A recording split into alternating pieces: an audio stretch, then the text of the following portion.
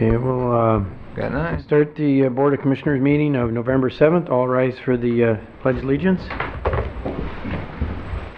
pledge allegiance to the flag of the United States of America and to the republic for which it stands, one nation, under God, indivisible, with liberty and justice for all.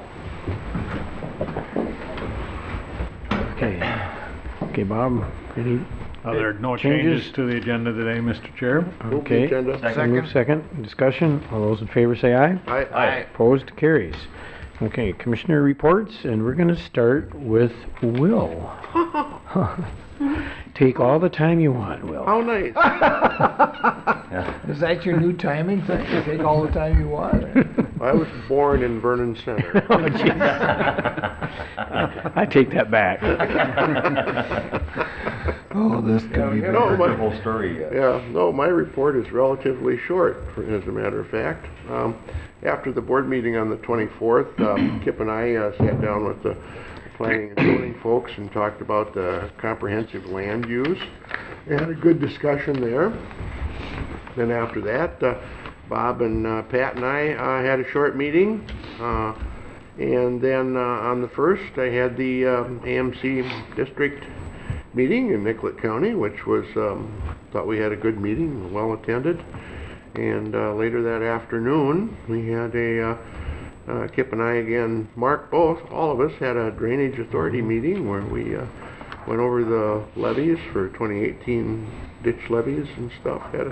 Had a good meeting there. And then yesterday I had my monthly briefing at Crystal Seasons. Had a good conversation. Those folks are very interested, as they have been all along, in the True Transit, and are anxious to see that get going. And then last night I attended the work session for the school district there in Lake Crystal, and we talked about various issues.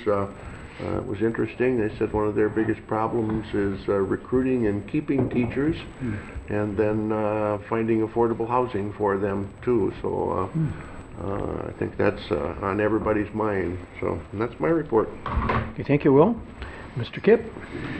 After our last board meeting, as Will mentioned, we had a meeting with P&Z and the administrator, talked comprehensive land use items.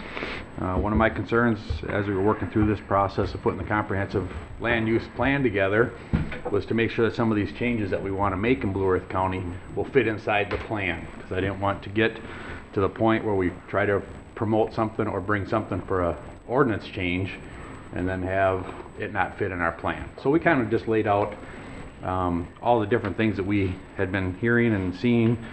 Several of them were just agenda items that I had, but we had a great conversation, and I think most of the stuff we talked about fits inside the plan. So I thought it was a very productive meeting, and I appreciated the staff taking the time to meet with us and Bob, and we did accomplish a lot of stuff. The next day, Mr. Chair and myself were at the United Way kickoff they had. I'm not sure if you guys made it. I was kind of in and out, so I'm not sure who else made it, but I was just there when Mark was there.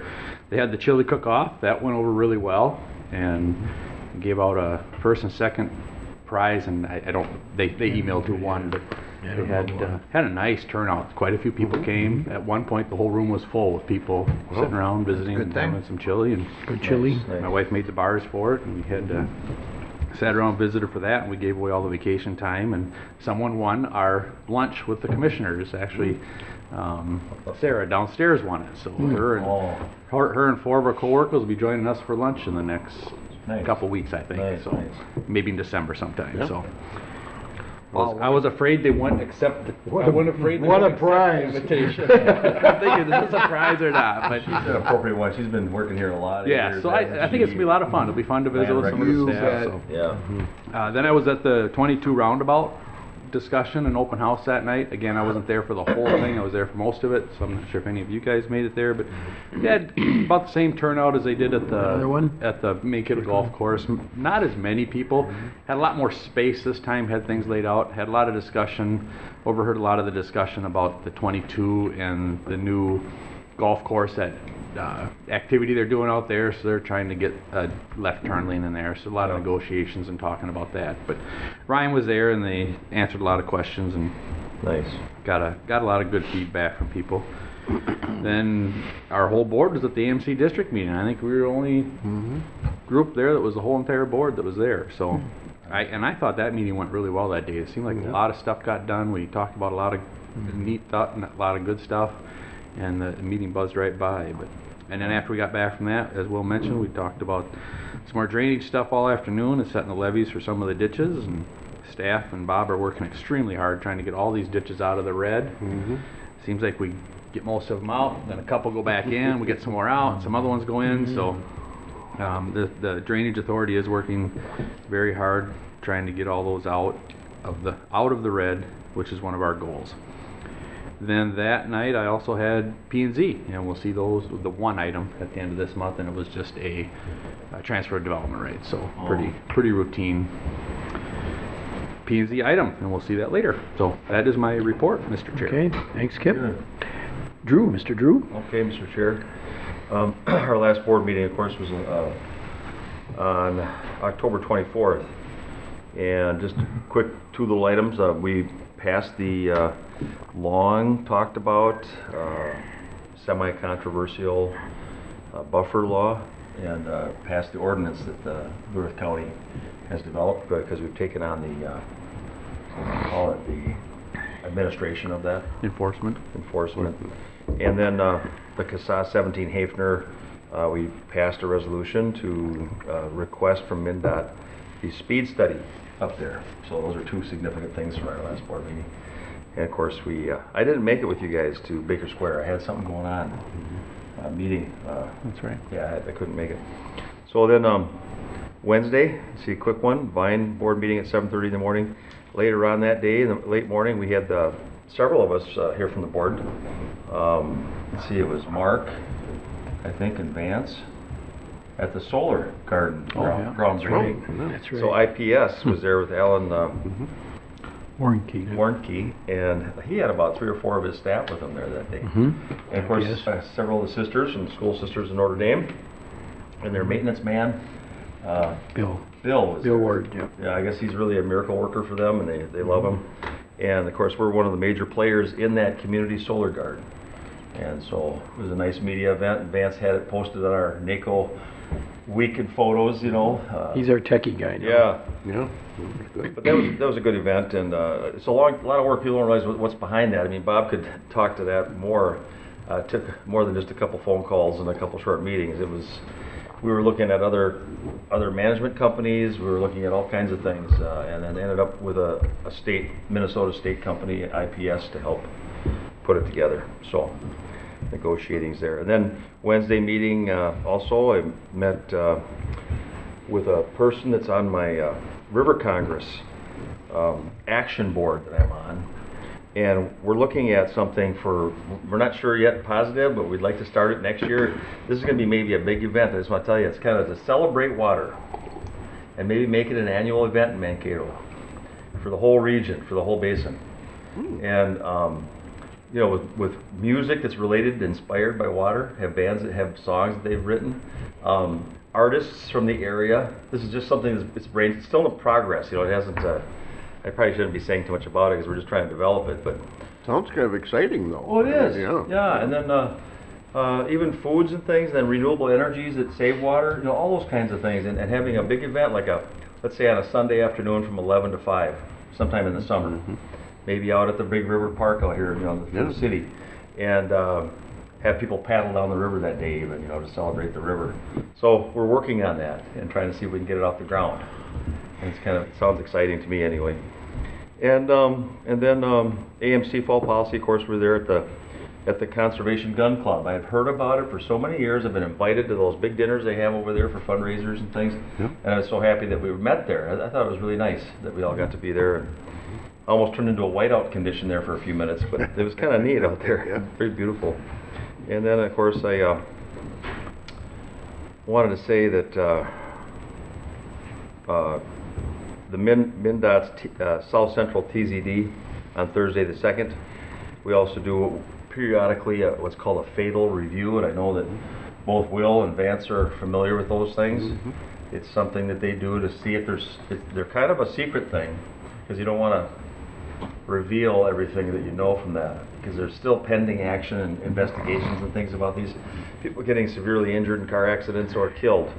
And so we we review them from our region, and luckily there was only, I think there was 4 big accidents. I want to tell you though that on that day we were up to 306 deaths in Minnesota, and right now 3 more have already passed away in car accidents, so we're up to 309 as of today, or yesterday. Last year was 300 or something, right? Last year we were The actually whole year was 300. bigger even, bigger.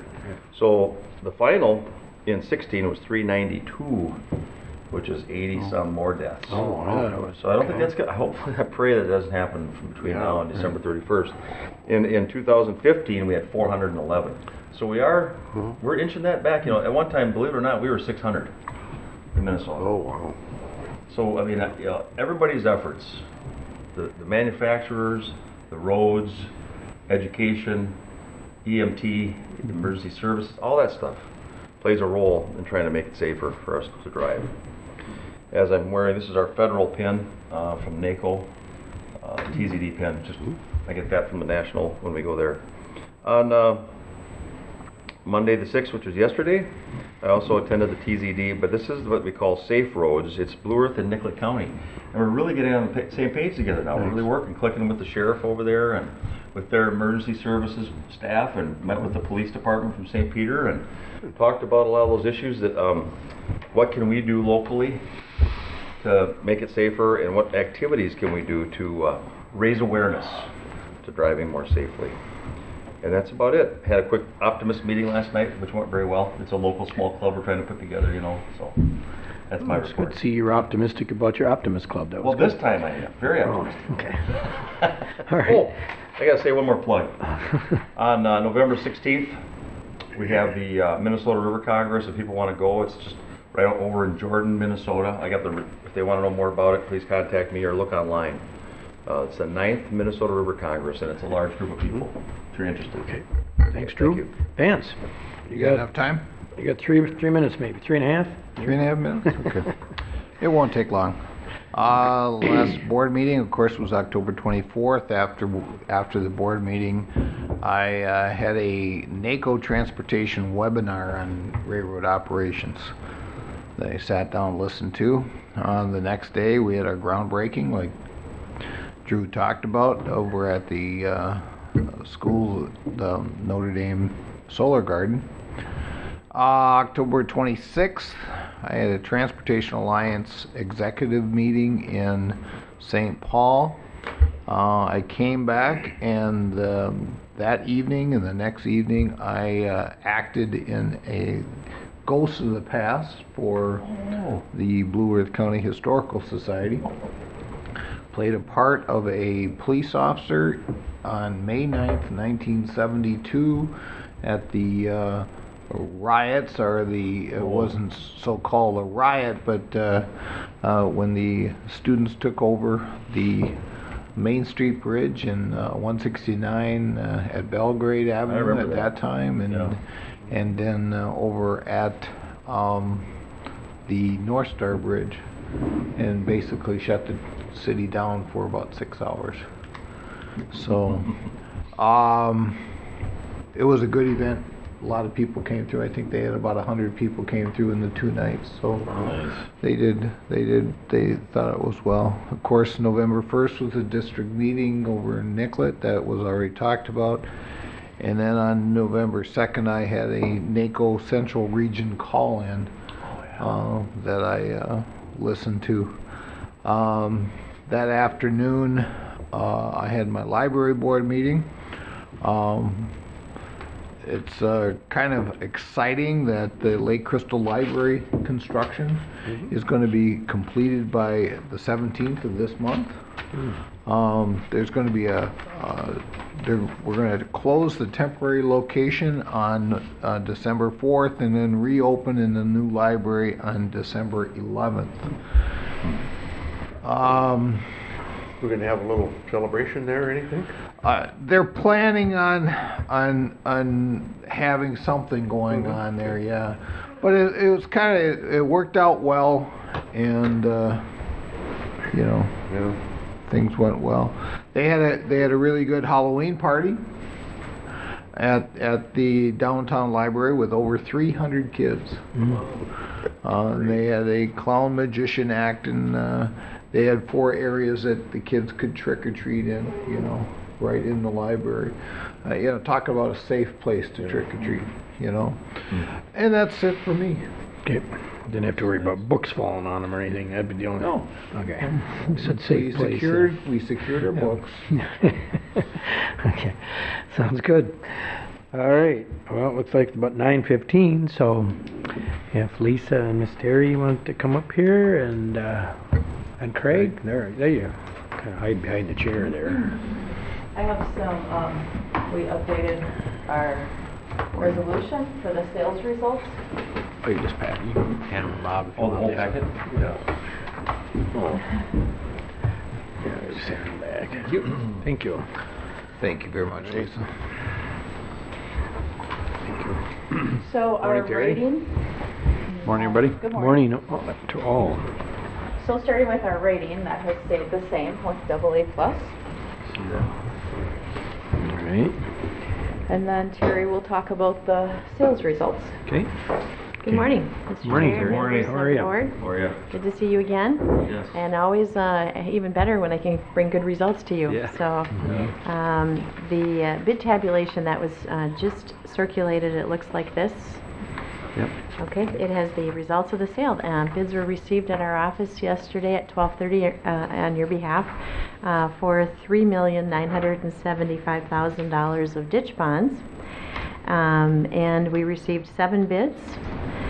The lowest bid came from Robert Baird, and it was a syndicate bid with many underwriters. And so in total, you had 35 financial institutions participating in the bid process. And the large bid from Robert Baird came in with the lowest rate, and it's on the far side. The true interest rate is 2.24%, Wow. and these are for bonds that go through 2032. Wow.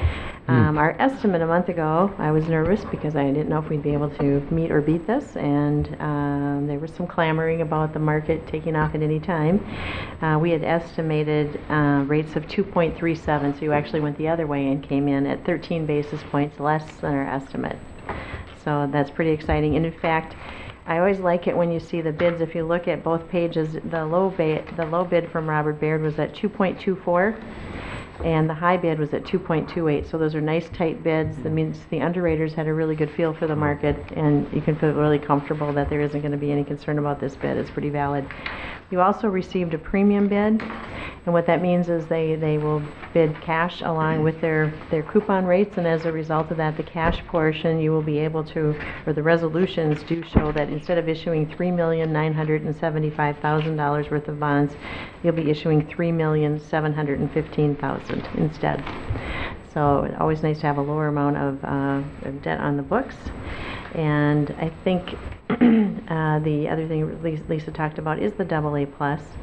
And while they affirmed it, and you just had the bonds rated from your last sale, I think that's the reason that very high credit rating, 1 notch below the AAA, that you see the results that you do with the quality, the caliber of the bidders, the number of them, and the results. What is the, to get up to a AAA, which isn't that the highest rating, or is there, That is the highest rating. what would be required for the county to do? Well, and I don't know, Lisa, if you were okay, would you like to address that? Or do you Yes, want me to? actually, it comes down to the economy part, which is our net tax capacity, you know, simply the value. You mainly only see those ratings up close to the metro area. So we've been told in the past that I'm not sure we would ever be able to get there. You know, and plus so much of More our... location than it is? Right, it is location and our actual size. So we just have a, you know, one Mankato area, you know, is large, but you know, you get up to the metro area and you have so many suburbs, and they have such a higher tax capacity and, you know, market value. Okay. So I don't really see that happening, I guess. No, I just a question is. But last year we did go up a level, which is good. So now we just need to try to maintain what we have. All right, good enough. And the pace, Thank you. and if I could, I just add to that, you know, to get an upgrade is huge. And to get one of those, it takes a while to settle in. They want to make sure that you're going to keep it. So to just have gone to AA+, that's huge. And they do say in the report they could raise it if the economic metrics improve to levels commensurate with higher peers. So exactly what Lisa was saying. The other side of it is the downside. Is the county's budgetary flexibility performance. If it were to significantly weaken, then it would go the other way. So I think that speaks to the fact that your finances are very strong. And the per capita income, with being a college community, also is, you know, hard to get that up there. Absolutely. Yep. All right, thank you. Okay. Yep, thank you. Any, So we asked to approve the award resolution. Move to approve. Second? been moved and seconded. Any further discussion or questions? Drew?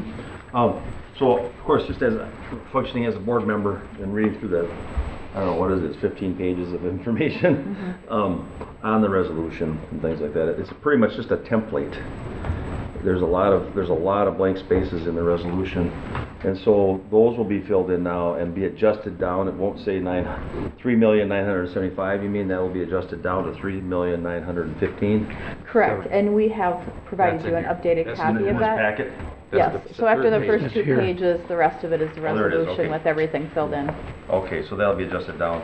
And then, there was a question I had just about the, how they work it. It's called, the bond register, US Bank. That stays the same then, everything, the Yes. rest of the information that's in there? Yes. That they're, we've been in contact with them then in some way? So they've accepted the fact that they're gonna be, Yes, okay. and This one. they've been the same. We've gone with them. All, with so they're very familiar with us? Yes. then? Okay. Yes. And then the depositing trust company, that name is the same or changed? That's the same also. It It's is? the same. Oh, Yes. okay. And then, so it's mainly depending on these sales. I'm just asking because, you know, most of the time when we get resolutions for a lot of other things, it's pretty much done. It's a done deal. And I'm just wondering, is there a timing element in here? That's kind of why we do this. We do it the way we do, the procedure. I'm just asking. Right. because It was kind of like the last time we had a sale. The sale was virtually yesterday. I saw that. And since the packets go out on Thursday, we kind of give you a template of what we know with the Yeah. estimates. Yeah. And then we actually have to bring the actual amounts with them filled in. You know, the sale was yesterday at 12:30, so we got the information shortly after that filled in. Yeah, I'm just, it's just inquiring because I always think about, we publish this on our website, we make sure people know what's going on related to many different things in our county. Yep. And I just didn't know, is there a reason why we have to do it today or should it be done the next board meeting so all of it's filled in Well, and all we of it's need to done? do it as soon as possible because the person that is buying this, they need to know. Oh, I see. So, you know, So we it's try to pretty- get, There's a strategy to this is what I'm trying to say. right, yep, There's actually a 24-hour window is the most we can have them hold, because what they're doing is bidding on your bonds. Waiting. They're tying up their assets, waiting for the award. If Okay. they don't, if you don't award it, They get. they need to get on to the Yeah. next Yeah, deal because they they have to lose it. invest Well, I funds. hope you don't mind I'm asking the questions. No, I just no. want to, because trying to behave as if I'm somebody watching out there, you know, and they look at if they're looking at this and there's all these empty spaces, it's like, what is this? You know? Okay, so that's helpful. Yeah. Thank you. Yeah. Okay, anything else? Craig, you have anything to add with your banking experience? Okay. Nothing to All right. Be quiet. All right. Hearing no further questions and back to the board here, as far as all those in favor of the resolution, say aye. Aye. Opposed, carries. Thank you very much. Thanks. Got Thank Great, you. Got good a, news. magic meeting Congratulations. next week. Long drive for a St. 10-minute Cloud, if you meeting. have I know. anything- Yeah, yeah. Where do you come from? Eden Prairie. Eden Prairie. Not very That's far. not, 1 hour not drive. too You bad. know, Not sign very up far. with me Hour and or 10 whatever, minutes. please do. Stop at the apple place. Drive Get careful. get some About an hour and 10. apples. It's not bad. Get Thank some you. apples. Nice to see you all. Thank you Thank very you. much for all your work. We really Seen you like appreciate 3 it. times this year for sure. Thank you. All right. Well, it is right on time for our county attorney. It really is, And yeah. his report. Oh, Yep. thank you, Mr. Chair. Waiting for you there. Again, I'm not going to read the information to you. The numbers kind of speak for themselves. A couple of areas that I will just bring you up to date on, obviously with the highway projects and whatnot, those are types of issues that are more time consuming than usual. We've also, not within those numbers that would be in the year-end report, we've seemed to have been inundated so far in the last half of the year with appeals. And so, for a while, we had 3 in 3 weeks, and those can be time consuming as well, that are not reflected into those areas. And then we had a week and a half long trial that basically took 2 individuals out of commission, that we ended up with a pretty good result. So if you have any specific questions about any specific topics or anything general, please let me know, and I'll be more than happy to answer any questions that you have. I did have something, I'm sorry. Oh, yeah. On the CHIPS issue, there's some CHIPS information. Correct. And that's the children in need of protection, correct? Correct. And then there's the one that's the TPR, which is terminating parental rights. Correct. And I see we still have quite a few people. I mean, it looked like, was that 24 or something like that? I'm trying to find it on here. I had it before, but. Page 70, Okay, let me see. if you're looking for the chart. Yeah, the chart. Yep. So does that mean that there's actually 24, does that number mean 24 cases? So it could be a family of 3, it could be a family of 2. Could be a family of 1. Of 1. Those cases are counted 1 case per family. So there could be multiple children within those families. Okay, so it's In more those about cases. the parent. Correct. It's more about the parent. Correct. And there And could so- be, I'm sorry, go ahead. No, I'm just, but if I remember correctly, when I looked at it, I think there's like 24 cases or something like that. If I can Correct, find it. and that's true. If you look at the TPR cases are up. But typically what happens is the child protection cases, the CHIPS cases, may turn into a TPR. Oh, I see right So the here. TPR, the CHIPS cases from last year, obviously the goal is from the system as well as with Human Services to reunify the family and whatnot. And if the case plan isn't being worked, if there's other things that come into play, then those CHIPS cases, if they're not resolved, then they typically go into a termination. And I was just wondering, because it seems like a lot to me. I don't know. 24 people in our community lost parental rights. It just, I mean, I don't know. It just seems like a big deal to me, kind of. But Well, yeah, I don't know. and that's, I mean, there's the Children's Justice Initiative that Yeah. have the quarterly meetings in that area and whatnot, so this is something that has been, the courts have been Wrestling with it. tracking for quite some time. Yeah. And it may seem like a lot, but with our growing population and with everything we have, typically it's not. If you look at the average that we've had over the years compared with the population increase and whatnot, it's not that large of a number. It's not that large, you don't think? No. Like I mean, it's don't get me wrong, every Yeah. case is important, but if Yeah. you really want to just look generically at the numbers, Yeah. that really hasn't increased over the years compared to, for example, the criminal caseload. If you go back to the criminal caseload, in 20 years' time, Yes. the caseload quadrupled and our staff only doubled. Okay. You know, so 20 years ago, if you go back 25 years ago, that's what happened, and that's not has happened in the CHIPS areas and the TPR areas. Yeah, I was Yes, just there's wondering, more. we're so fairly conservative. I mean, we approach these things pretty conservatively, I would think. Correct. Oh, I mean, I don't know. Yes. You know, Because I just think, in 1 year's time, in my community I live in, 24 parents have lost custody of their kids forever. Probably. That just, to me, it's very, kind of heart-wrenching almost, but sometimes it's important that it happens, but it's just something to think about, and I wondered how we are, because we have like high school graduation rates even in this community are only like, I think 82% graduate from our high schools in Mankato. So I mean, is there something going on that we need to know about as a board or as a community that's going on? That's why I just didn't know if it was of concern, because I look at the graduation rates, look at these kind of rates, and just kind of makes me wonder, where we're at, or how are we doing? How do we measure the temperature, of how our community is faring? Because, Sure. yeah, it's just kind of. No, and that, and that dovetails into, there wasn't a huge change in the law, but there was a huge change in practice in the last couple of years, and that's why we have more child protection workers. I know that there, in front of the legislature this year, will be a push from the County Attorneys Association in those areas as well, because it affects the entire system. So, I mean, these are constantly being looked at. The courts have constantly looked in these areas, and so it is something that's very important to not only society but everything in there. But at the bottom line, at the end of the day, if parents aren't able to parent, then it's the responsibility to give the kids a chance. Yeah. Okay. Thanks, Ben. You bet. Yeah, I think it's very important to make sure that children get a chance to grow up properly, and there's some parents that shouldn't be parents. Exactly. I mean, we've all seen it. We've all seen the families.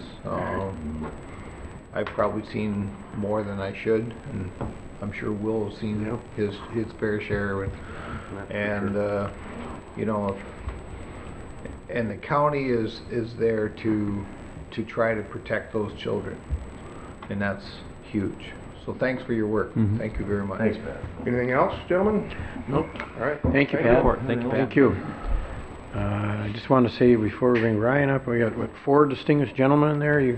They're here for our board meeting. We appreciate you. What? MSU? MSU, I figured it was a class, yeah. Whose class? Is it a certain class? What is it? Jim Dimmick is the communications. Oh, okay. Good. Good. Well, we'll try to keep the communications Well, going. welcome. Yeah, welcome. All right. Thank you.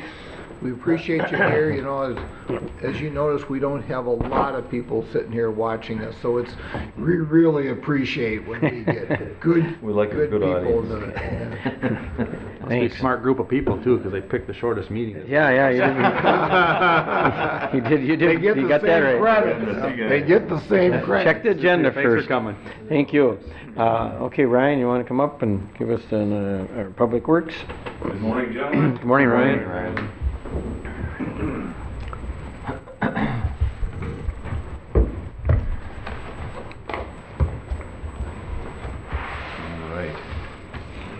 Action items here. Got a relatively busy agenda here this morning. The first order of business is consideration of final payment for the 2017 bituminous overlays on County State Highway 23, 30, 45, and County Road 107. The final payment amount is $36,837.16 to Southern Minnesota Construction. Do we move these separately, each one? Yeah. Second. Second. It's been moved and second. Okay. Any further discussion or anything? Okay, all those in favor say aye. Aye. Opposed, carries. Okay. The second order of business is consideration of final payment to Southern Minnesota Construction again, this time for State Aid Project 007600-002, Lakeview Road paving for Luray Township, and the overlay on County Road 146. The final payment amount on that contract was $10,275.71. Move to approve. Second. Okay, all those in favor say aye. Aye. Opposed? How'd Okay. that project go? Went very well. That was the reason we ended up funding it or carrying that contract for the township was because it included state park road accounts for the public water access for the road leading up to the public water access on Madison Lake. Yeah. And then the township had to pay for the remainder of the project. And we also included an additional one of our county roads on that contract to get some more economy of scale. Yeah, $1 million plus. All right. The next one. All right. Third order of business is consideration of a maintenance lighting agreement with Minnesota Department of Transportation. The agreement number 1029639 is for MnDOT to replace the existing lights at the Minnesota Highway 22 intersections with our County Stated Highways 8, 10, and 16. In addition, they will add new lighting at the intersection with County Stated Highway 15. This will be done under their current construction project, so half of it has been done already, and the next will be done with next year's construction project on Highway 22.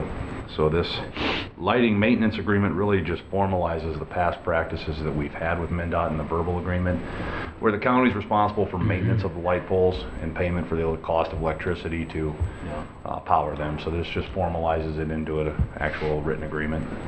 Move to approve. It's been moved second. Discussion. All in favor say aye. Aye. Opposed, carries. Now, is the electricity on that thing, is that all placed underground then? All of the electricity to the poles is underground in conduits. There's a control cabinet at each intersection or hanging on the pole where we take power from the overhead from Excel or Benco, whoever's at the intersection, and bring it to a controller cabinet, and then it has to run the lights at that intersection. Okay. So some of the power feeding it will go above ground, most likely, but the power between the actual lights themselves and the poles is all underground in conduits. Okay. Yep.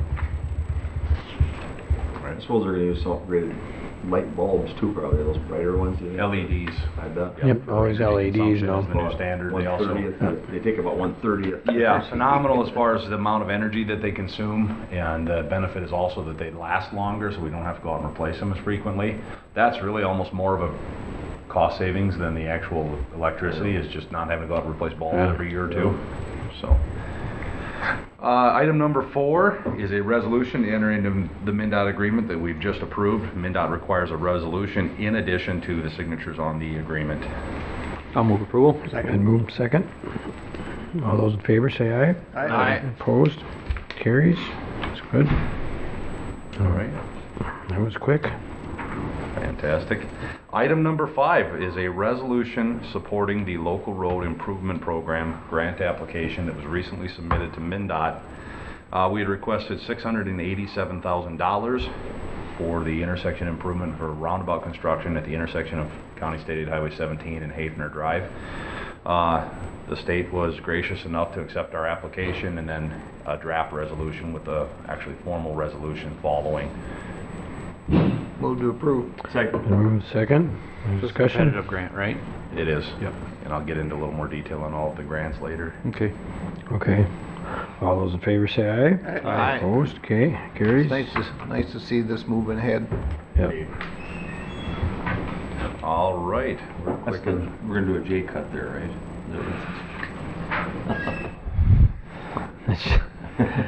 Not even. I'm not going to address that one. I was leaving that one No for you. way, I'll, Avoid eye contact, look away. I will. Moving on, carry on, Ryan. Yeah. All right. Item number 6 is consideration of award for State Aid Project 007605-15. This is for our 3 bridges on County State Aid Highway number 5.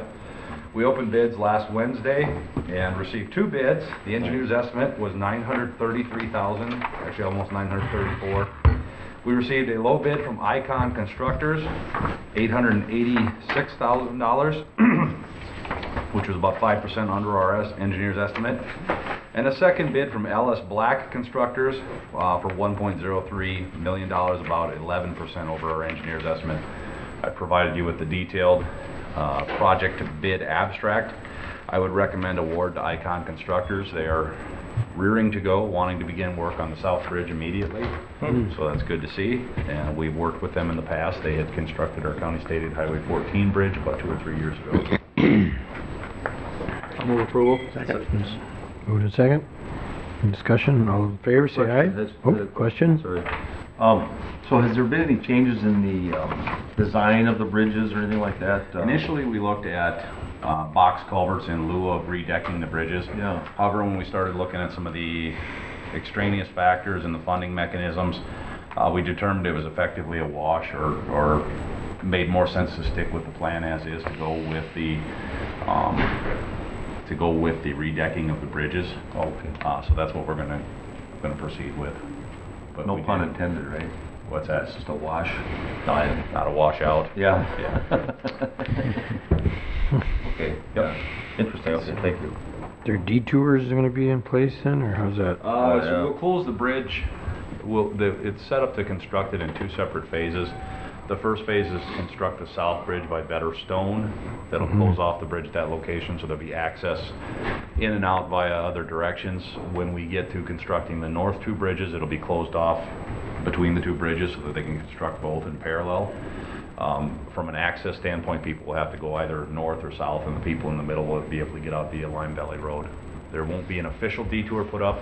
We will reach out, touch base with the residents along the way, as well as the couple of quarries that are out there, just to let them know that this is going to be happening. But very excited to see this moving forward. Okay. As you're aware, this is our third time bidding the contract. Mhm. Finally got state bridge bond money to pay for half of the bridge cost, so that's been very helpful for us to move this project forward, and glad to take those existing bridge decks out of service and put strong, new, safe bridge decks in place.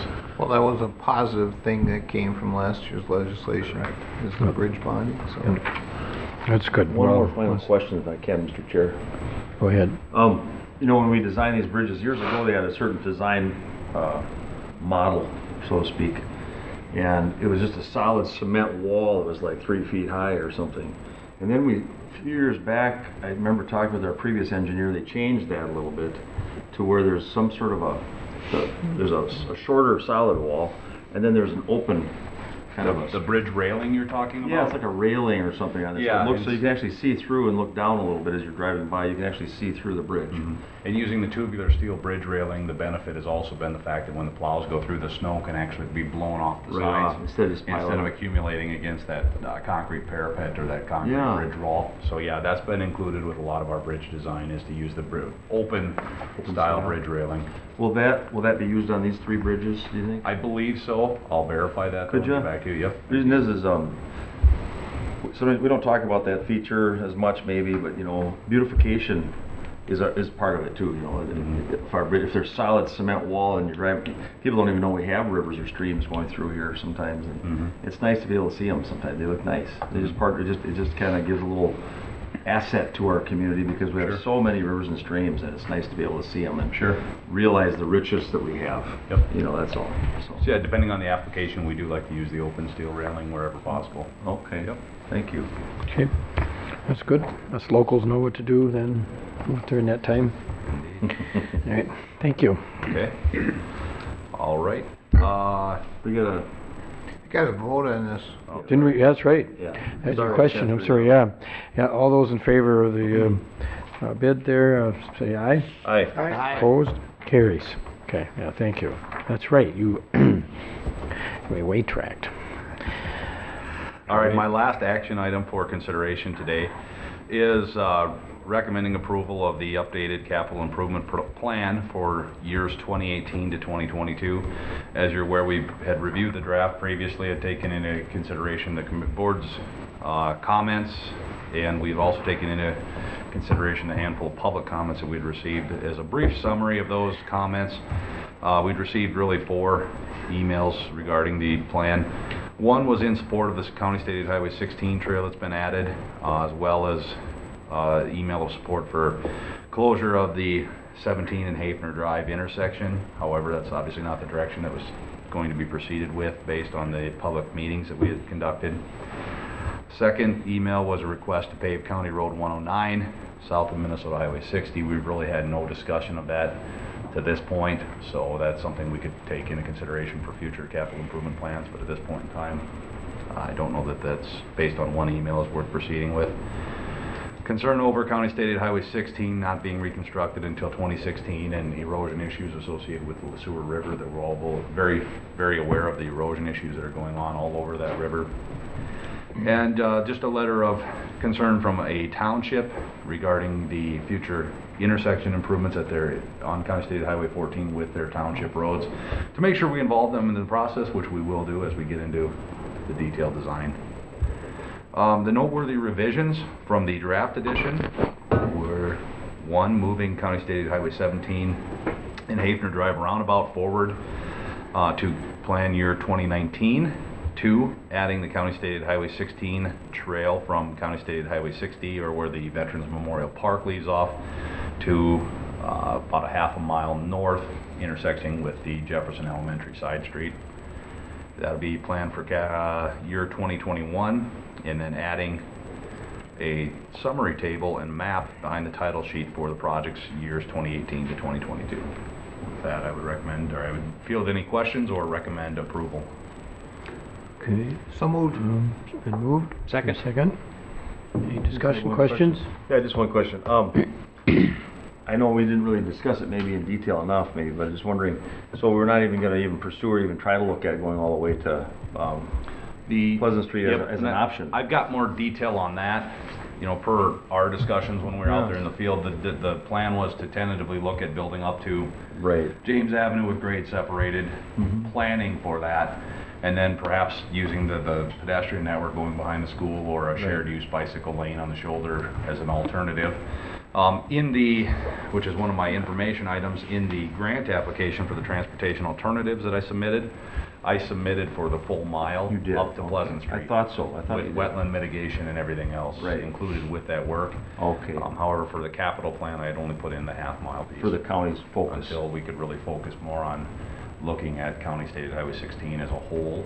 Okay. If we're gonna be using our own funding. Yeah. That- The reason, and I- the reason I say that is because the feedback I got from the community and I think we read and heard was to try to see if we can get it all the way to Pleasant, knowing that maybe we could phase it, you know, somehow. Right. So I thought maybe you. And in the grant initially you said we were application, gonna I look did, at it. yep, I did, in the grant application, include the entire corridor, entire Okay. length. So it won't get lost, you don't think? And that's just my concern. I don't think so, but I think we need to take a little, we need to catch our collective breath a little bit and look at County State Aid Highway 16 corridor as a whole, if we're gonna consider sticking the money into a grade separated trail, without an external funding source, and maybe we should start thinking about if we wanna look at urbanizing that segment or doing other things with the Yeah. road.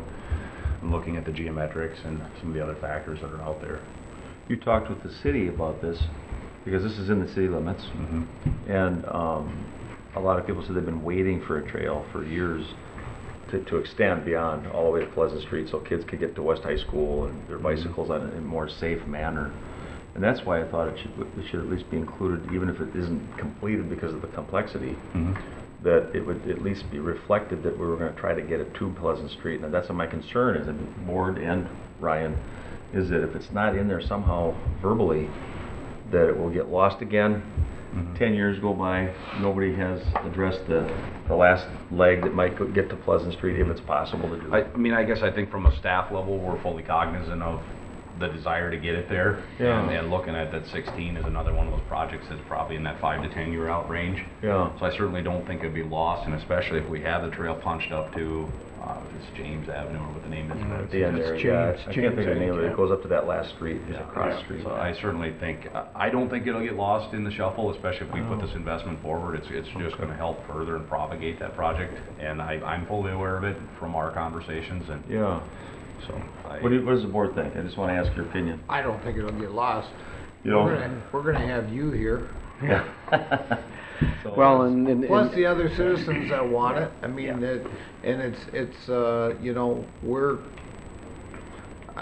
I think we're pretty much committed to looking for it. Finding a grant for it would be the best part, you know, Yeah. so the county can afford it. Right. You know, I mean, first of all, you have to pay for it. Right. So I think it sounds like Ryan's got everything that he's doing to try to get that there. If we can get a grant for it, heck, we could have it done next year. Well, it would pay a portion of it. years, It'd you pay a know, portion of but- it, yeah. but That's my question. What if To it was find approved? that money is Yeah. the biggest part.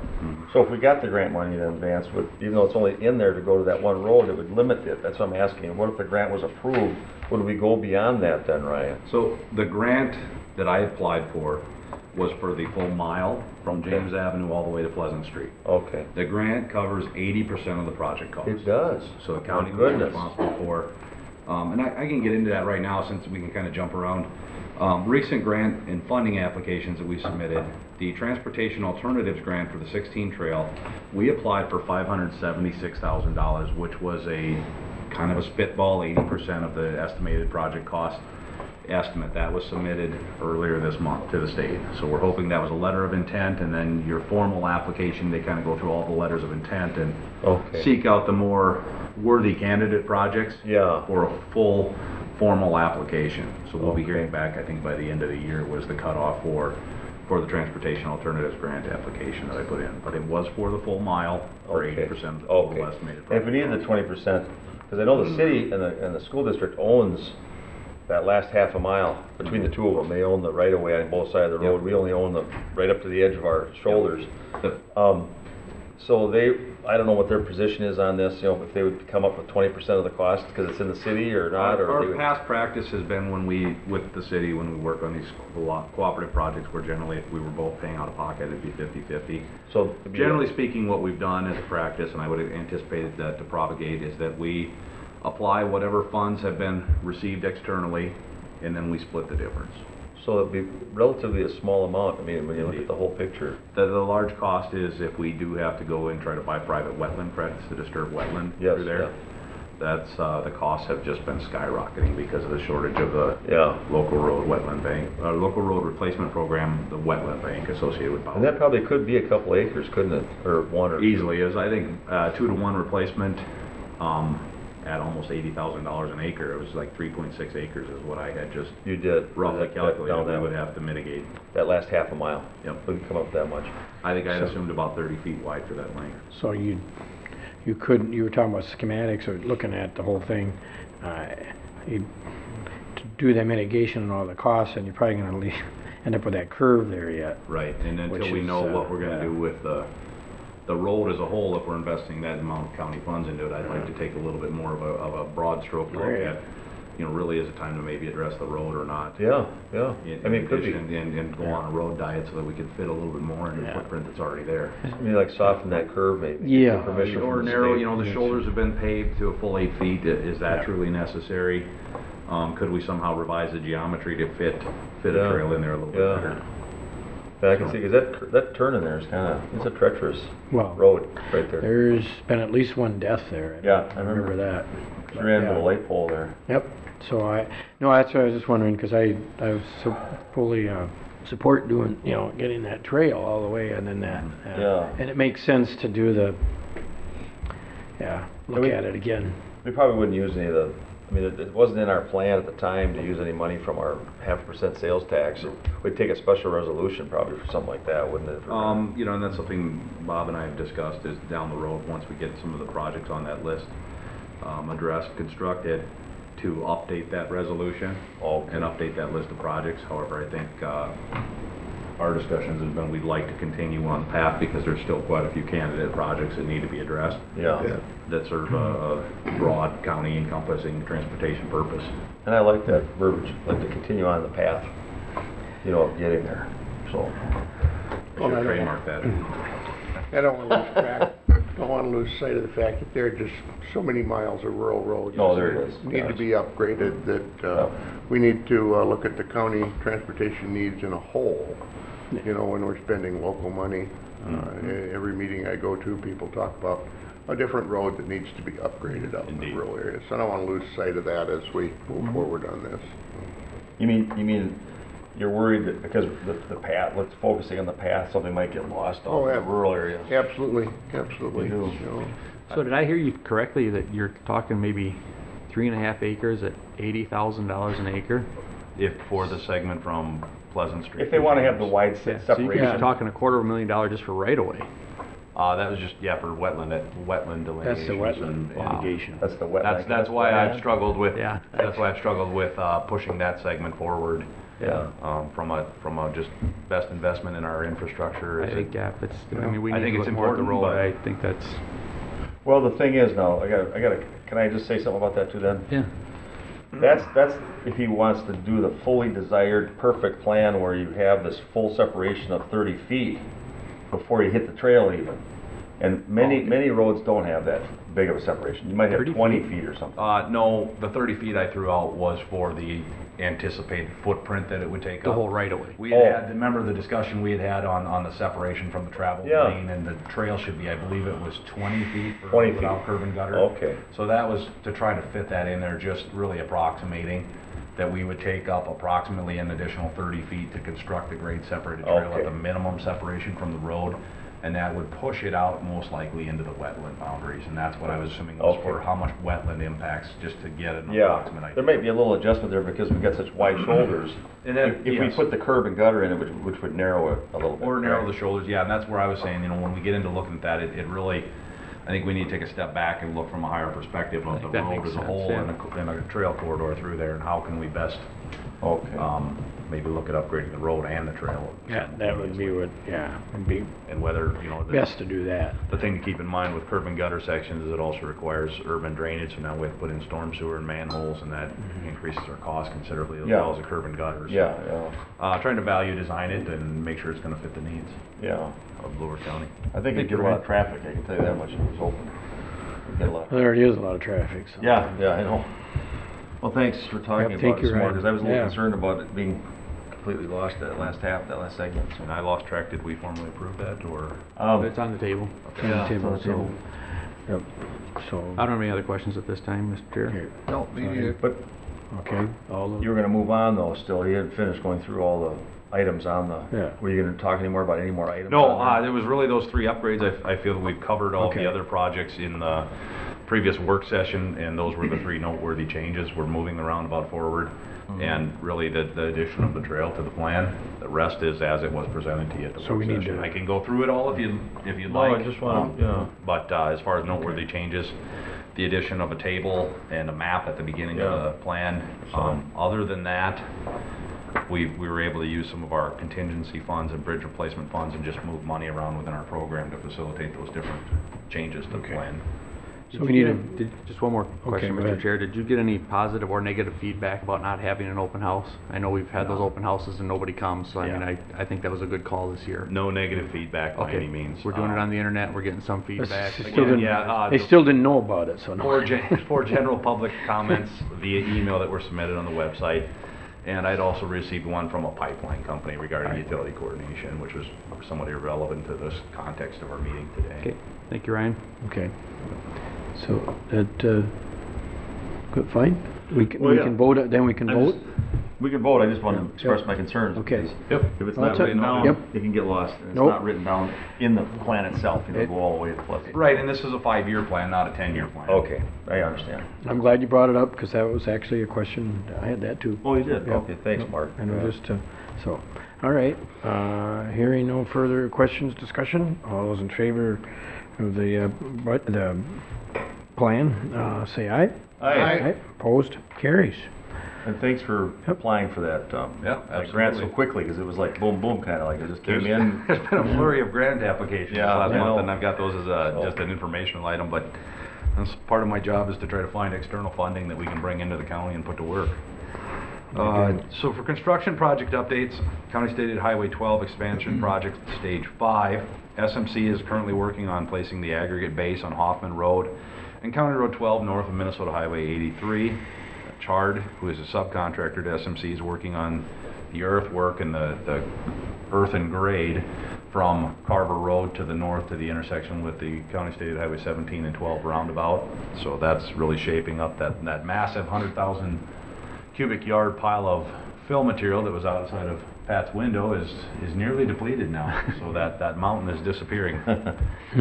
So that was a tremendous savings to the county to not have to have that borrow material and have to pay for that, and to get that material put up for free when they were excavating the pond for the school. At the 12 and 83 roundabout, we had a materials delay for the light poles for the roundabout. They were going to be delayed for another month or more. So we actually worked with the city to borrow some temporary light poles to put up in the roundabout. We did have to pay the subcontractor a little bit more for their time and labor to put the light poles up, but we felt it was critical to get the intersection open as soon as possible given the delays we've experienced. We didn't want to delay it any further. We hear these problems with the light poles so Yeah, all the often. time. We need to start buying them ahead of time. I was just gonna say, is there a Stockpile 'em a standard- little bit? Is there a standard size we would normally buy, or They vary based on the height and the and mast so it's arm hard to length, hard so to they tell aren't what you all the need? same. But it just seems Yeah. like we've run into I'll this get it. issue. I should open up a Signal poles are another thing that are light pole repair or Yeah. building company. There is a company not too far north of here, there's a local light pole company that makes them. Millerburn. You're Just talking about? up in a city just north of, between here and St. Cloud on a small highway. Is that it? And it's- Milburn? I don't It's know. probably an hour away from here. I believe Do we order those on the front end of the project? I mean, we know what they need, don't we? I mean, the contractor orders them. It's part of the materials that they supply for the project. okay. And sometimes it's an issue, sometimes it's not. Signal systems are another Yeah. one where the fabrication is generally Yeah, seems like a delay. I mean, I've heard this more than No, once. it's been so more than once, yes, we've heard. Yeah, this. hindsight being 2020, we should have bought them ahead of time. Yeah. Again, If you sometimes know. it's an issue, you know, County State Highway 17 was never an issue, so it's very frustrating. We were fortunate enough to be able to borrow ones from the city and then we'll return them, so. I mean, the project's a month behind anyways. Yeah. You know, so really we're How to get if it- it would have been ready a month ago, we still wouldn't have had lights till 2 Yeah. months after the project's We done. would have been in the same position. So, did anybody try a different vendor though? I mean, did they just, That's, once the contract's in, you just got to That's take in their hand, right. you're somewhat stuck with it because it's up to the subcontractors to provide material.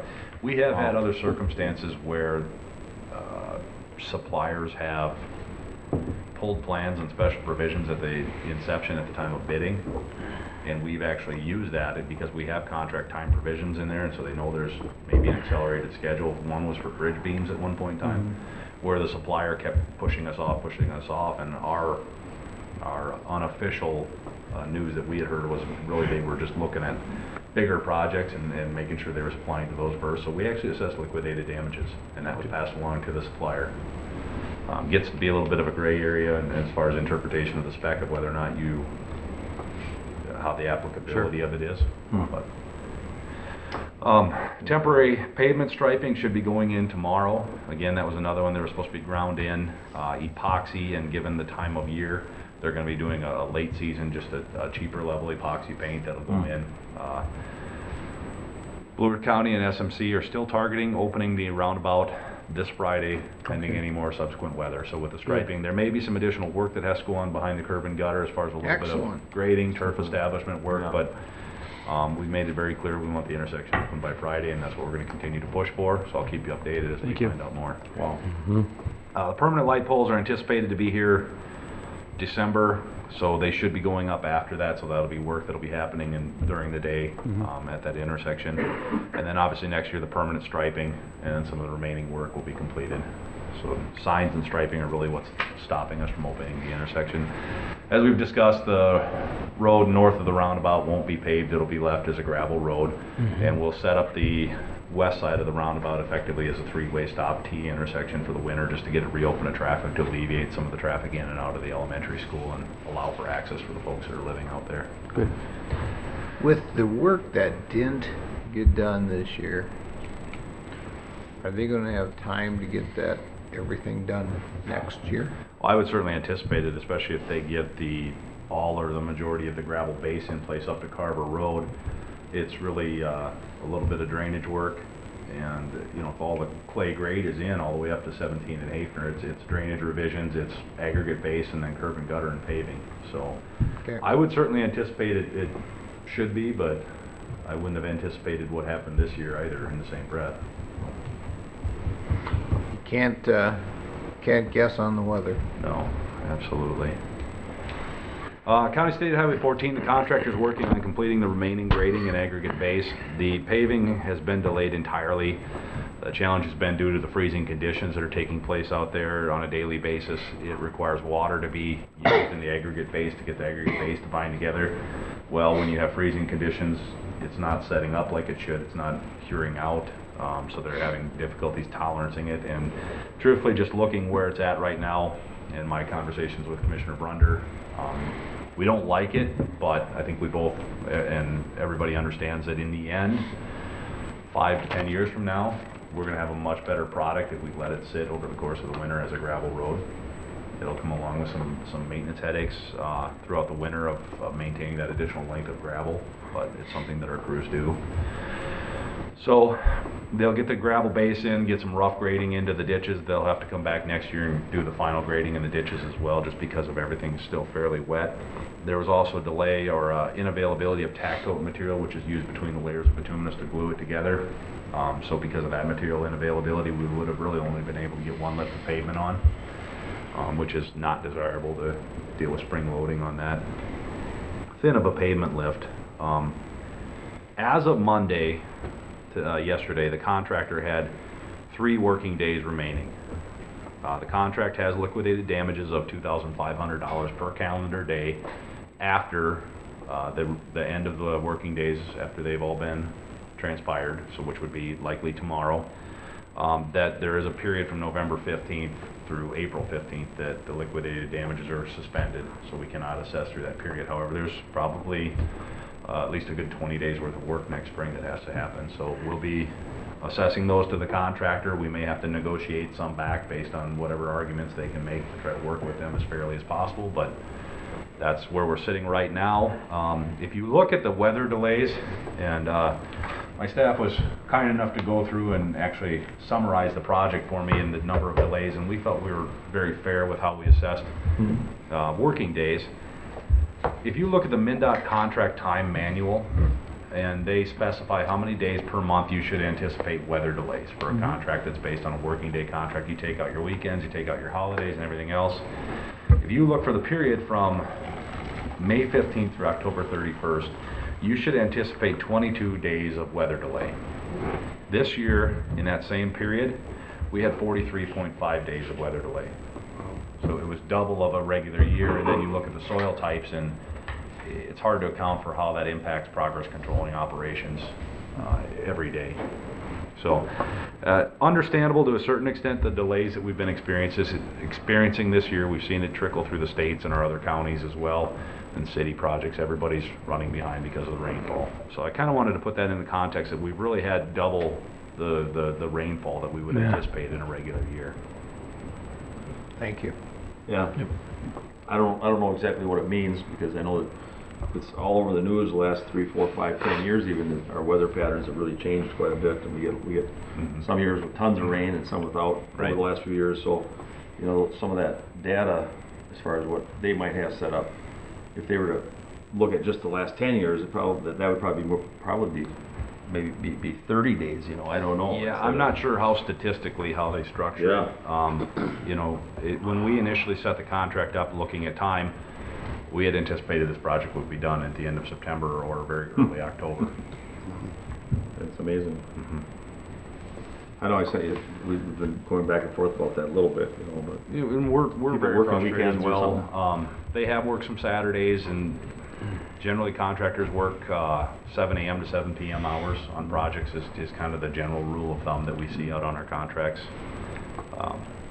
This has been a frustrating one. There's been some operational issues that we don't have authority to give direction to the contractor, nor do we want to assume the liability of doing so, to where we haven't necessarily agreed with their operations, and that's where we'll get into those details when we start talking about liquidated damages and how we assess them.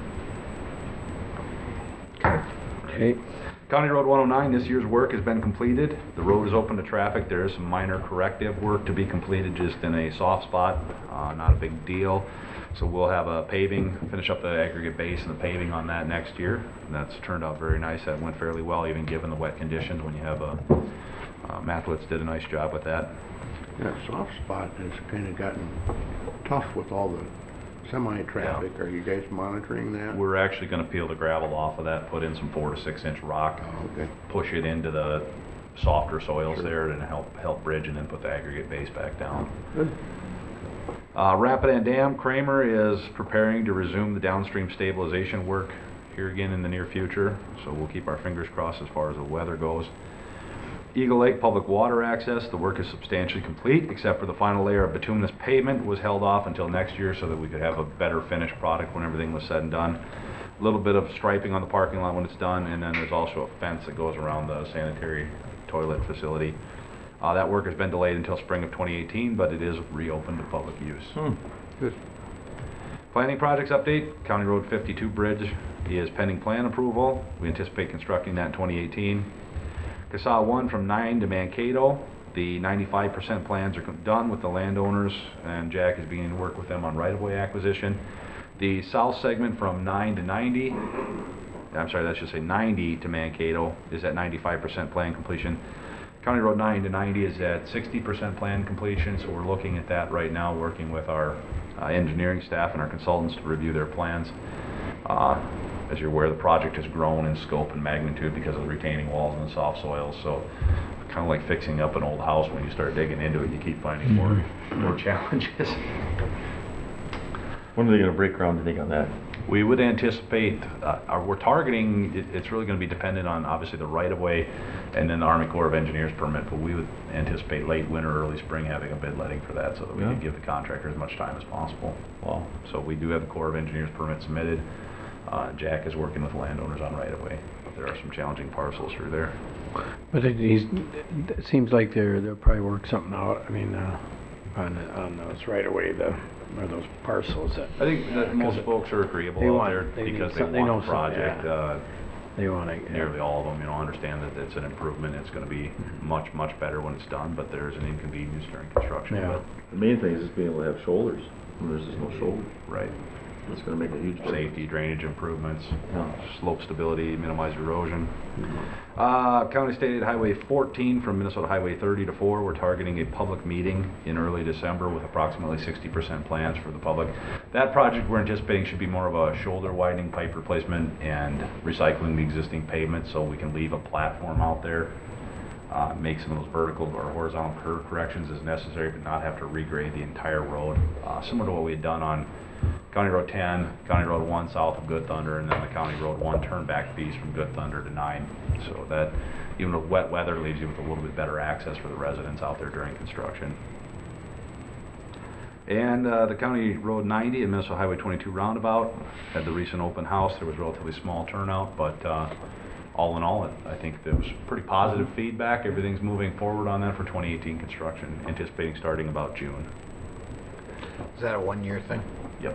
That's good. That'll be a huge It's amazing. benefit for the Safety county. enhancement, indeed. Big difference.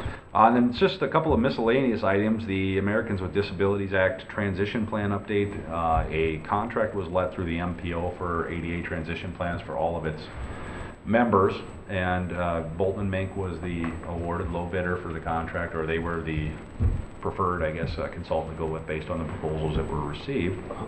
So they've been awarded that. The project management teams and meetings have begun. I've been participating in those. The first stage data collection in the Maple area has begun. Blue Earth County and the city of Mankato will actually be in the second stage of data collection, so that should be coming probably early spring of 2018.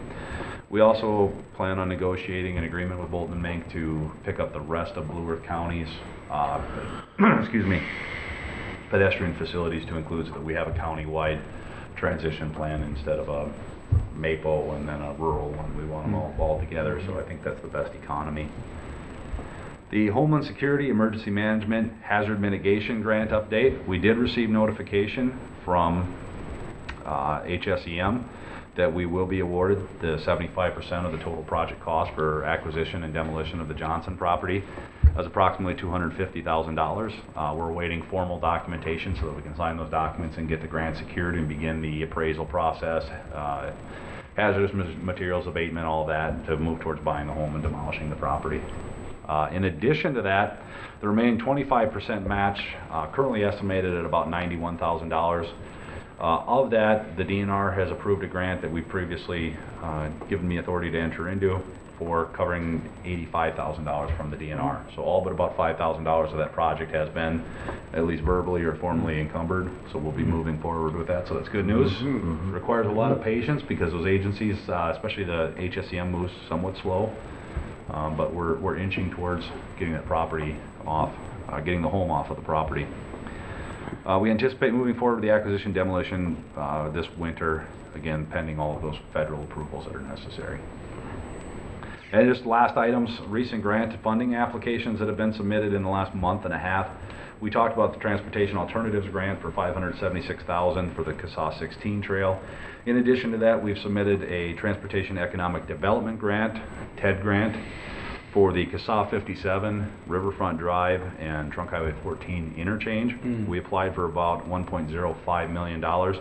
That was a cooperative grant agreement between the city and the county. It was actually, the city assisted with development of the grant, and we actually submitted with the county's name on it because the city was submitting another grant application, so we thought it'd be best to try to distribute them throughout our region, that the county took a shot at it as a potential lead agency. And that was actually encouraged by the folks that administer that grant, thought the county would have the best shot of receiving it. That was submitted. The State Park Road account, we applied for $268,000 for the next leg of County State Highway 14 that does abut a couple of wildlife management areas. As you recall, we received about $380,000 for the segment of 14 last year, or this year, that abuts the Hobbs Wildlife Management Area. So trying to utilize some of the funding from that account. We also submitted a local road improvement program grant that you just approved the resolution for, asking for $687,000. That again was another cooperative agreement, cooperative grant agreement with the city of Mankato, where we worked on development of the grant application together. That was for 17 Hafner Drive. That is a competitive grant agreement, and as I understand, there have been a lot of people applying for those grants. But I think we have a strong candidate project, and the need is definitely there. So we will keep our fingers crossed. And that is the end of my information. I'd answer any questions if you have any remaining. Just want to make sure. Go ahead. Go ahead, Mr. Chair. No, I was just So the action items that we acted on today are still pertinent, because we were supposed to come back here on the 10th and do this. It says at the top of the paper, November 10th. So is that okay that we did those today instead of waiting until? Oh. That's interesting. Yeah, this one says November 7th. It does. I apologize for that. Yeah, I revised it. I caught, this was my carryover, and we had met on October 10th. Oh. So that's why I had the 10th in there. Yeah. And I was actually looking at I remember because I was looking at my calendar that was hanging next to my wall, and it was still the October calendar. It just caught my eye because it's my birthday. This one I have corrected, though, so. Well, thank you for time traveling with me. Thank you. All right. Thanks, Ryan. Thanks much. Thank you. Yep. And we're not gonna sing happy birthday either. I won't be here. I won't be here. No. Huh? Yeah, we can take a, Should we? yeah, we can take a, what do we got here? We don't have it, yeah, we can recess, right? It's not on there, but we probably We can could. take Do we have anything else? Oh, no, we got administrative, yeah, we have to come back here, yeah, we'll take a break quick. Yeah. We're gonna go back to administrative services, and, I think we need your, I need to do your my report quick. It's gonna be very lengthy, I'll need We another were all 15 talking about minutes. that too. We want to know what you were doing. Let's call the meeting back to order here. Chair, want to know what he's doing. Yeah, let's call the meeting back to order. Okay, I'll just quick give mine. It's not too, Wednesday, October 25th, did have the United Way. Yeah, that was United Way.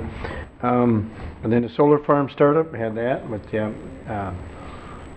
Drew and Vance were there, and that was good. And then had my Partners for Affordable Housing meeting on the 26th. And then, of course, on the 1st, we had the AMC District meeting.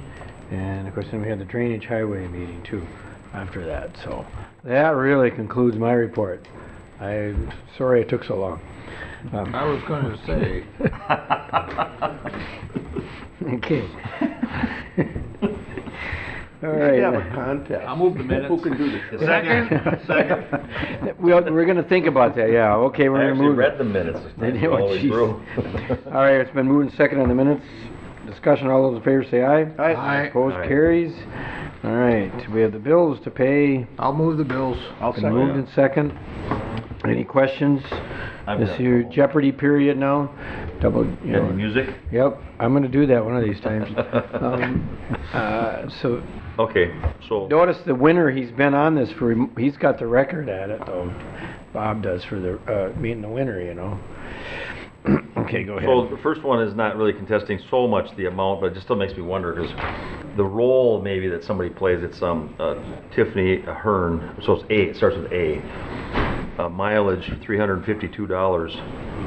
And I suppose it depends on what kind of a role each position the person has in the county, if they drive more than others, or. Well, Tiffany is one of our staff in our IT department, and I know she attended some conferences. Okay.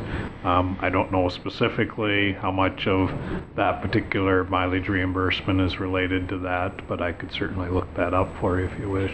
Yeah, probably is if she did some conferences, because that would be like 700 miles, something like that. Then there's two right next to each other, the DHS. One is a claim recovery, one's an estate recovery. One is $9,006.55. One is estate recovery for $125,000. $989.54. So it's under the D in that first week, Right. DHS. I did look at the estate recoveries. I believe there were 4 estates that made up that 125,000 total. So it wasn't one estate. No. Okay. And we, if you could comment on it, Bob, we only collect or save a portion of that. Don't we send it back to DHS then, or was this the amount that's going back to DHS? This, I believe, is the amount going back to DHS after we keep a portion for our activities. So there's a cost sharing, so to speak, percentage-wise, where we keep a portion and the remainder goes back to Okay. DHS. Do you know what that percentage is? Do you remember? I believe we keep 25%. So this would be 75% of a larger amount That's correct. from somebody that they were receiving like Medicaid dollars, and then they had money in their estate at the end of the day somehow, That's correct. and then they have to pay it back. Yes. Okay. And then I remember when that happened to me too. It was kind of alarming when you get that letter. It's you don't even realize it when you're helping a parent or a loved one with something. If your name shows up on there, they can all of a sudden come after you, and you don't know what's going on. You feel very confused about the whole thing, you know. So it's, and I think they use the letter from the state, don't they? It's not the county. Yeah, all of the communications are state developed and through the Maxis system. Is that, it?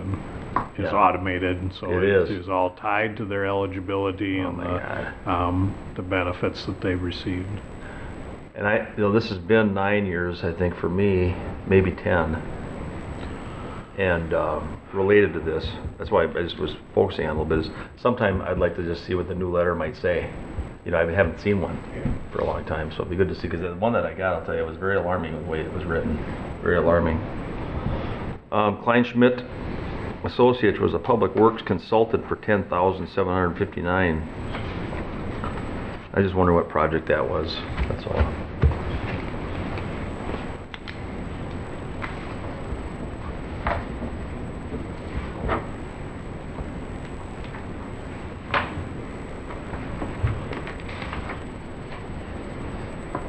That is associated with work on the Rapidan Dam. Oh, it is, okay. Okay.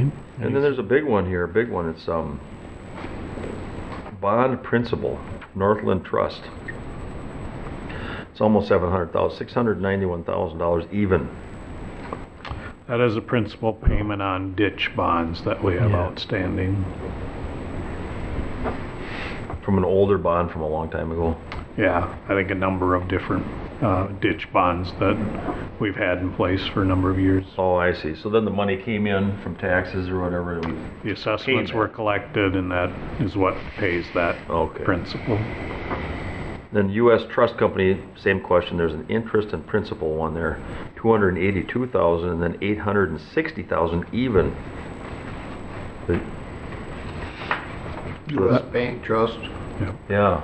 That actually is bond principal for our Justice Center bond, and you'll recall that we have refinanced that now, but this is the final payment on the old bond. Some small amount that we owned. Well, we were required, because this is the 10th year of that bond, we were required to pay that principal and interest this year, and we can refinance it. So the bonding that we did a month or so ago will be for the next 10 years. Okay, because this is a small amount compared to what we financed. It's like, Well, it Well, this would would be, just be the payment. yeah, that's just the Just the payment, the payment. one. Oh, I was wondering. It's 20th kind of like of it. refinancing your loan on a Yeah, car. You pay you the got some payment stuff on you gotta it, do. Then you file a new one. Okay. They pay it off. yeah. And then one more only, Aspen Equipment Company in week 2.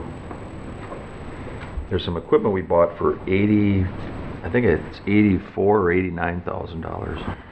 It is $89,900. That's for a bucket truck up at the Public Works facility. It's part of that deferred equipment that we've been talking about with the county engineer. Okay. All right, thanks a lot. Ryan said they found one that was, used one that was quite reasonable, didn't they? Right, I believe it was a 2013 model, and so yes, it was much less expensive than a new one, and it was still in very good shape. And I was so- thinking 89,000 for a bucket truck is not a brand new one. Yeah. Yeah. Because they go for way over, Yeah. like 200 and some. Oh, yeah. Wow. Good. They did a Big good savings. job of looking around and Yeah. were able to You find got one on the used a market. decent one, so. Nice, very nice. Oh, I only had one Hearth connection for 313,000. That's the quarterly grant dollars we get for the Regional Supportive Housing Program. Hearth Connections is kind of the administrator across all of southern Minnesota, then it gets divided up into sub-regions, so Thank you. we're just a pass-through of those grant dollars. Thank you. Okay. you beat me. I was gonna ask about that one too. Thanks. Okay. All right. Hearing none. All those in favor of paying the bills? Hi. Aye. Opposed? Carries. Kind of hesitated for a moment. I was like, okay. Item number 3 in your packet, Mr. Chair and Commissioners, is the Human Resources Department agenda. We just have informational items for you today. We have filled the Administrative and Communication Specialist position. Amy Holst will be starting November 20th in our office here in administration, so we're looking forward to that. We have had a resignation of a custody officer, and so we've begun recruitment to refill that position. We also had a resignation of an environmental health specialist in environmental services, and so we've begun recruitment to fill that position. And finally, a social worker that's completed their probationary period and eligible for a salary adjustment per their bargaining agreement. Great. Happy to answer any questions if there are any. Commissioner Campbell? I just to hear a little bit, whatever you could say that seems reasonable and appropriate for the position that, a strategic position that, for our communication specialist. I mean, just anything, introducing the person or just some things we know a little bit, because I don't know anything, absolutely nothing. Well, you know, we did revise the job description, so we've kind of combined some administrative responsibilities with that public information officer role. The primary kind of responsibility still will be in that social media, website, public information responsibilities, but also taking on some of the administrative responsibilities so that we can free up other staff to focus on some process improvement types of efforts that we have been working on over the years. So this will give us some flexibility in terms of both meeting those public information responsibilities as well as allowing us to do some additional things in that administrative area.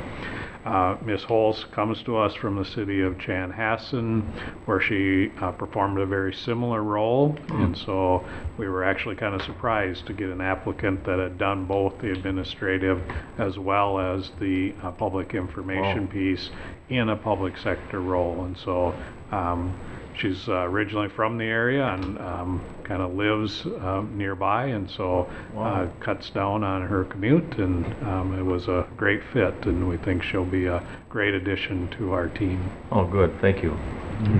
Thank you. Yep. Any other comments, questions? Okay. I guess moving on to third quarter donations. Yes, Mr. Chair and Commissioners, item number 4 is the third quarter donations. You'll see we received some monetary donations, primarily in the library system, as is typical, and then one item in the Sheriff's Department for Shotgun Fund. We also have some in-kind donations that start at the bottom of the first page and go into the second page, as well as volunteer time given to the library and counted for there. So be happy to answer any questions the board may have. Otherwise, we need a motion to accept the donations. So moved. It's been moved and second. Any questions, discussion? Who seconded I it? didn't get. Oh, I thought, I'll second it oh, then. I thought I heard second. Okay. I heard Vance. Okay, he was. I have some, just a quick thought you question did. before we Yeah, vote. go ahead. What's the shotgun fund? Is it there for shotguns? I think it's for a replacement of some of our Oh. arms in the sheriff's department, so. Okay, good. Interesting. Yeah. You got All some right. you want to donate there, Will, or? Yeah. Yeah.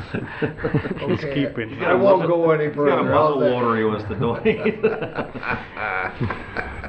All right.